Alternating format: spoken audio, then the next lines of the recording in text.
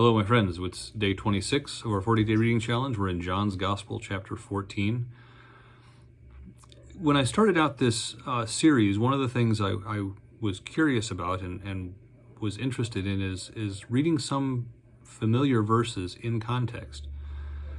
That is, some of the things that we've been reading and some of the verses today are verses that we might know, might be familiar, might be things that we've quoted to each other at different times.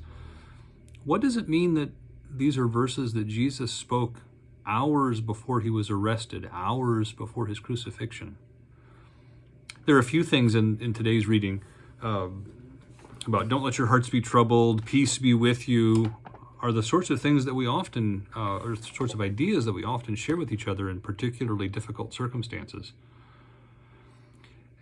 And it's good for us to remember that Jesus spoke these things on the night he was betrayed, hours away from the cross. In 12 hours or less, he would be on the cross. His disciples don't know that yet.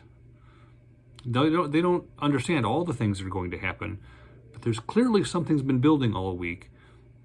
They're all a little bothered. They're all a little stressed. The anxiety level is high.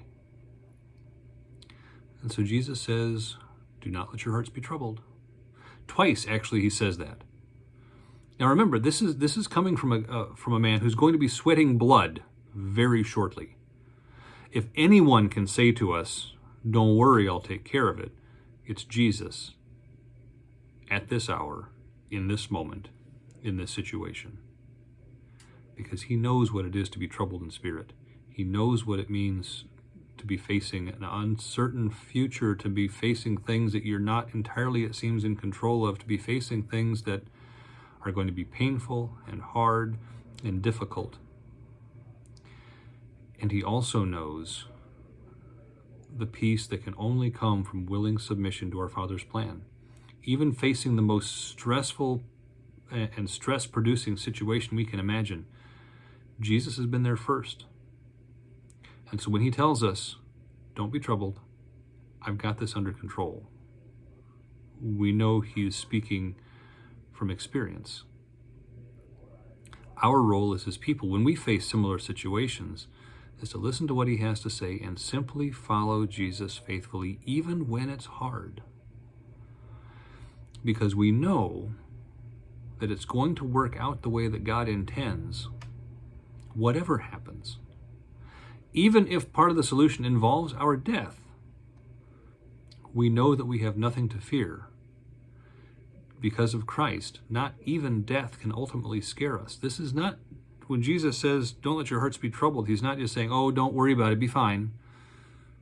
He's telling us something we can bank on because he's been there. He's experiencing it. And he wants us to have the comfort of knowing that he has accomplished, that he's conquered it himself, so that we can have that peace. And of course, he's also preparing his disciples for his going away. Yes, he's going to death, but he's also going to resume his throne in heaven as well. What are they going to do without him? He talks about the Spirit. The Holy Spirit is going to come. The Holy Spirit will be there to encourage them and to teach them. We don't go through life alone.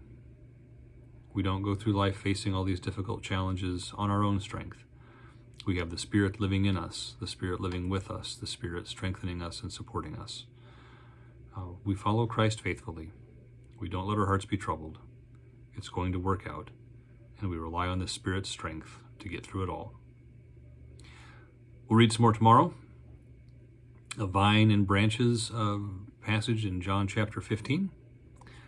We'll see you then. God be with you.